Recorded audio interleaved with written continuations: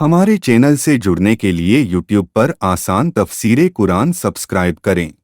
अस्सलातु वस्सलामु अलैका या रसूल अल्लाह, अस्सलातु वस्सलामु अलैका या हबीब अल्लाह, अस्सलातु वस्सलामु अलैका या नूर अल्लाह सल्लल्लाहु तआला अलैहि वसल्लम। अऊज़ु बिल्लाहि मिनश शैतानिर रजीम, बिस्मिल्लाहिर रहमानिर रहीम। लन तनालुल बिर्रा हत्ता तुनफ़िक़ू मिम्मा तुहिब्बून वमा तुनफ़िक़ू मिन शैइन फ़इन्नल्लाह बिही अलीम। सदक़ल्लाहुल अज़ीम। हज़रत मुहतरम, मैंने जिस आयत करीमा को तिलावत करने का शरफ़ हासिल किया, ये पारा नंबर 4 सूरह आले इमरान की आयत नंबर 92 है। यानी यहीं से चौथा पारा शुरू हो रहा है। 3 पारे हमारे मुकम्मल हुए, यहाँ से चौथा पारा शुरू हो रहा है। इस आयत से पहले इसकी अगली आयत में ये कहा गया था कि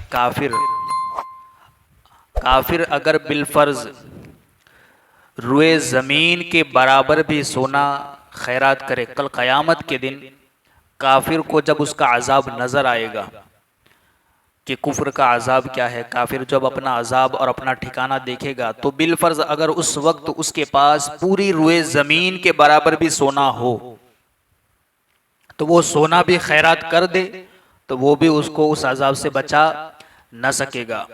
यानी वो खैरात किया हुआ सोना उसे कोई काम न आएगा, उसका सदका किया हुआ माल उसे कोई काम न आएगा। तो अब सवाल ये पैदा होता है कि फिर कौन सा सदका काम आएगा, किसका सदका कबूल होगा, किसके लिए मकबूल होगा। तो अल्लाह रब्बुल इज़्ज़त इरशाद फरमाता है, लन तनालुल बिर्रा हत्ता तुनफ़िक़ू मिम्मा तुहिब्बून वमा तुनफ़िक़ू मिन शैइन फ़इन्नल्लाह बिही अलीम। तुम हरगिज़ भलाई को नहीं पा सकोगे, हरगिज़ भलाई को नहीं पा सकोगे जब तक राह खुदा में अपनी प्यारी चीज़ खर्च न करो। अपनी पसंदीदा चीज़ जब तक तुम खर्च नहीं करोगे हरगिज़ भलाई को न पा सकोगे। और तुम जो कुछ खर्च करते हो, वमा तुनफ़िक़ून मिन शैइन, जो कुछ तुम खर्च करते हो, फ़इन्नल्लाह बिही अलीम, अल्लाह उसे जानता है। जो कुछ भी तुम खर्च करते हो। इस आयत के अंदर भलाई से मुराद जो है कि यानी हरगिज़ तुम भलाई को ना पा सकोगे, तो भलाई से मुराद है तक़वा और फरमाबरदारी। और ख़र्च करने के बारे में हज़रत अब्दुल्ला इब्ने उमर रदियल्लाहु ताला अन्हुमा ने बयान फरमाया कि यहाँ ख़र्च करने में वाजिब और नफली तमाम सदक़ात दाखिल हैं। यानी इसमें ये जो कहा जा रहा है ना कि तुम अपनी पसंदीदा खर्च चीज़ को जब तक खर्च न करोगे भलाई को नहीं पा सकोगे। तो पसंदीदा चीज़ में खर्च करने में एक तो सदक़े वाजिबा भी है, सदक़े नाफिला भी है, खैरात भी है। तो इससे मुराद क्या है? तो खर्च करने में वाजिब और नफली तमाम सदक़ात दाखिल हैं। इमाम हसन बसरी रहमतुल्लाहि ताला अलैहि ने फरमाया, जो माल मुसलमानों को महबूब हो उसे रज़ाए इलाही के लिए ख़र्च करने वाला इस आयत की फजीलत में दाखिल है, ख्वाह वो एक खजूर ही क्यों ना हो।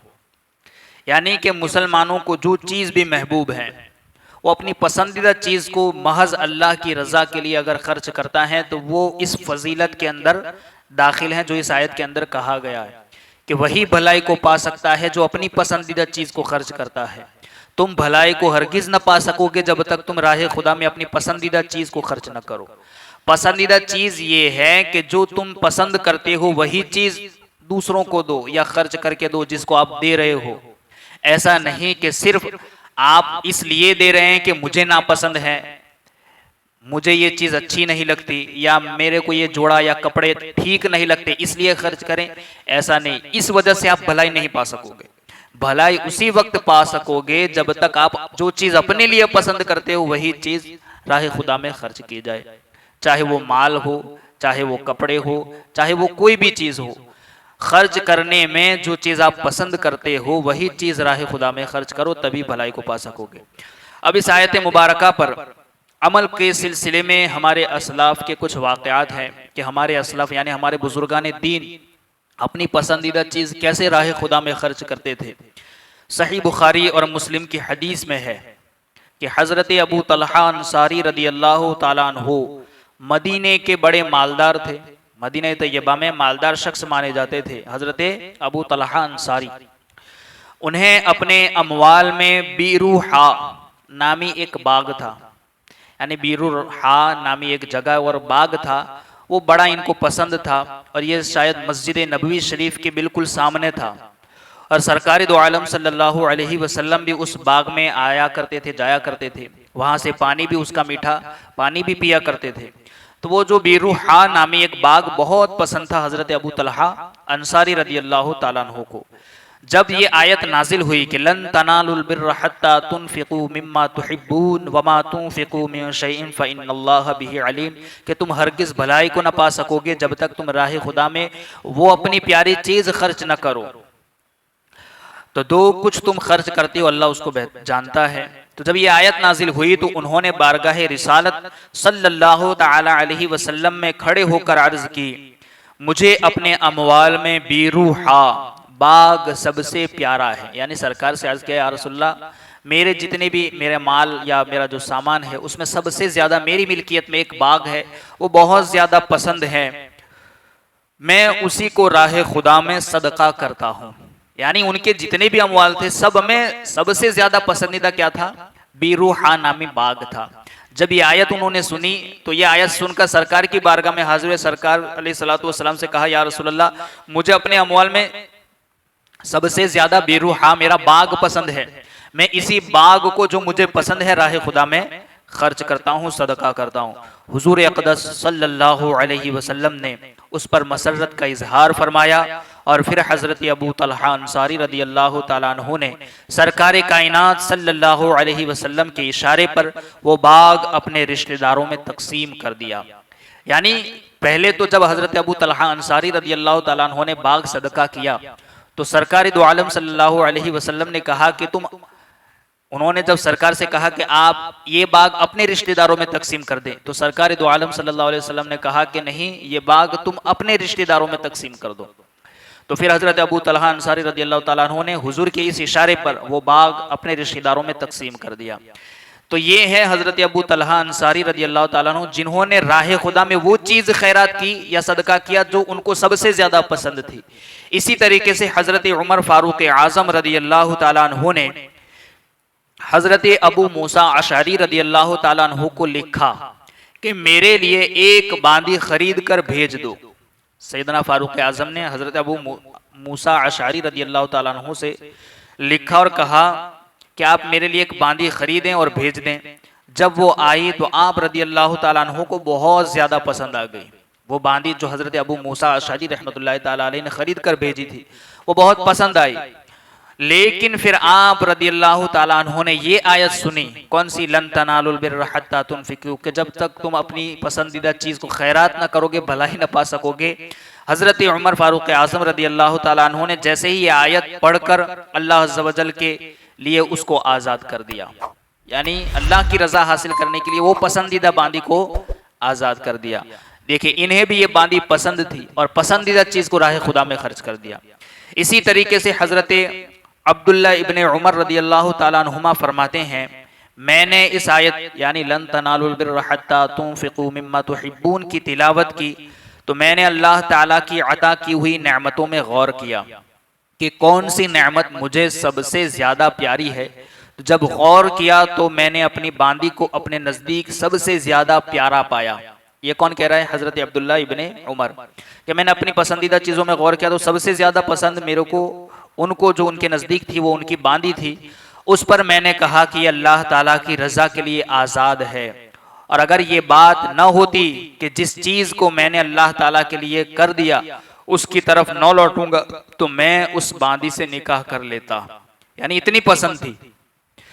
तो जो पसंद थी वही चीज़ को उन्होंने रज़ाए इलाही के लिए आज़ाद फरमा दिया।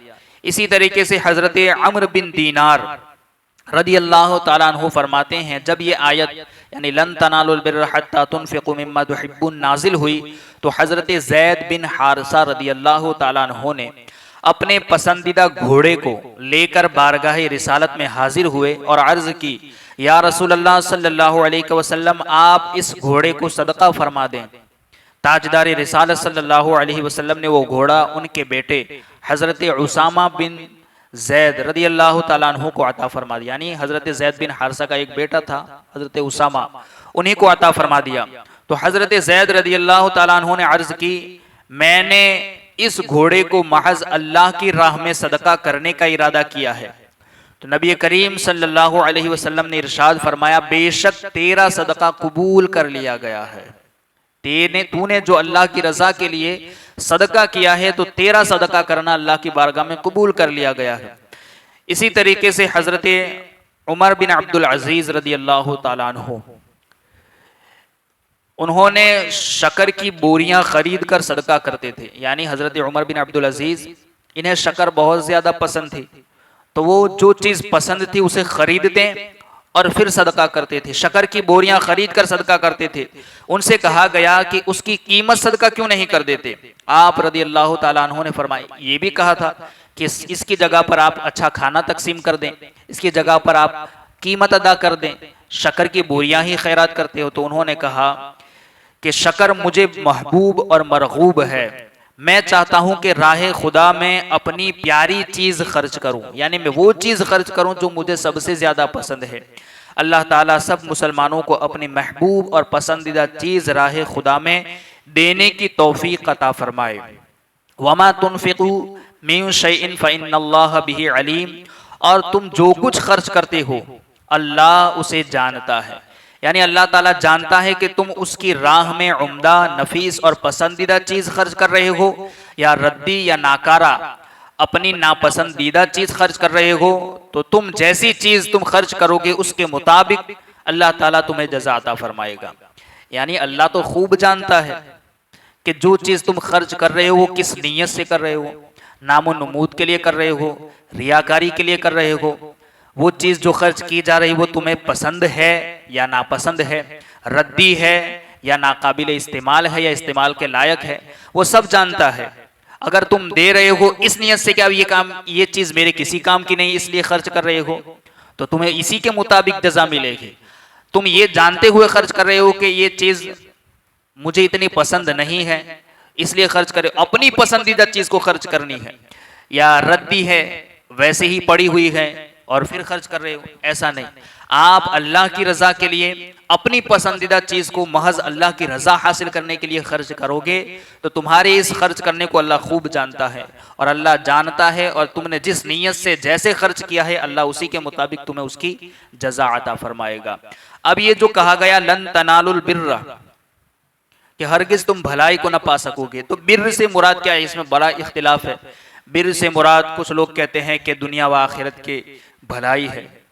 दुनिया की भलाई यानी कि जैसे अल्लाह रब्बुल इज़्ज़त ने हमें हिदायत दी, कुरान जैसी किताब दी, हमारी हिदायत के लिए नबियों को भेजा और फिर वक्तन फ़वक्तन उलमा की जमात को पैदा फरमाया, तो हिदायत दी। उसके बाद अल्लाह ने नेमतों से नवाजा, बहुत सी नेमतें हमें अता फरमाई।